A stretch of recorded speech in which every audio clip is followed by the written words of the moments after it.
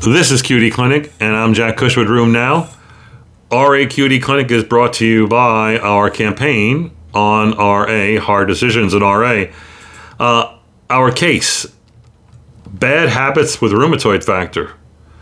A 57-year-old woman has 8 months of joint pain, swelling, and stiffness in her hands. She finally goes to see her primary care doctor.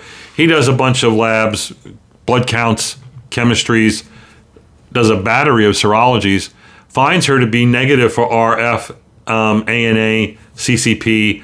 Her CRP and SED rate are marginally elevated. SED rate 38, CRP 1.1 milligrams per deciliter. They're abnormal, but they're kind of low abnormal, right? These were done about 4 weeks ago, and then he sends the patient to you. No imaging. He didn't start any therapy. When you see the patient, there's synovitis in both wrists, and in a few MCPs and PIPs. Ankles are tender. When you see this patient, are you diagnosing RA? Patient seronegative, but has otherwise the criteria. Do you repeat the rheumatoid factor and the CCP, or God forbid, the ANA? And why would you or why would you not? So I'm not a big believer in repeat serologies. If it was negative, it's always going to be negative. If it's positive, it's always going to be positive. But, you could say there's only 8 months of disease activity. We do know that people with 6 months or less of RA symptoms, they'll only be about 40 to 60% RF positive, whereas long-standing established RA is over 75% RF positive. So maybe they turn seropositive, and that's your evidence. That's good. I think that's fine. I'll do rheumatoid factor and CCP and an X-ray as an initial staging procedure. And I think that you'll find that that's probably the smart thing to do.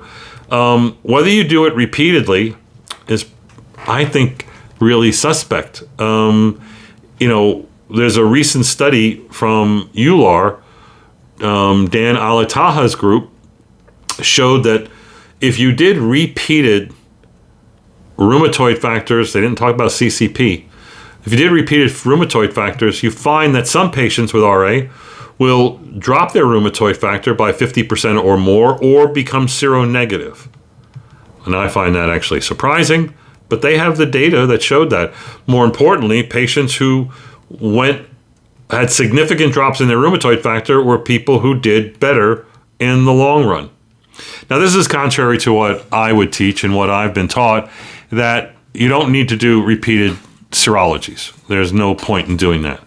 There's only a few drugs that are capable of really lowering rheumatoid factor, and that's that's rituximab, abatacept, and probably JAK inhibitors. Maybe sulfasalazine, but methotrexate, TNF, IL-6 inhibitors, they don't lower rheumatoid factor, and they shouldn't, unless there's another process in play.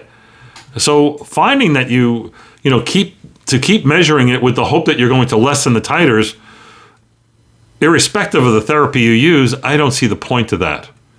So, yet this does happen. The question is it the smart thing to do? What do you think? What do you do?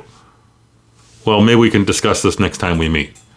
Tune in for more RAQD Clinics. RAQD Clinics are brought to you by BMS, the sponsor of our campaign on hard decisions in RA.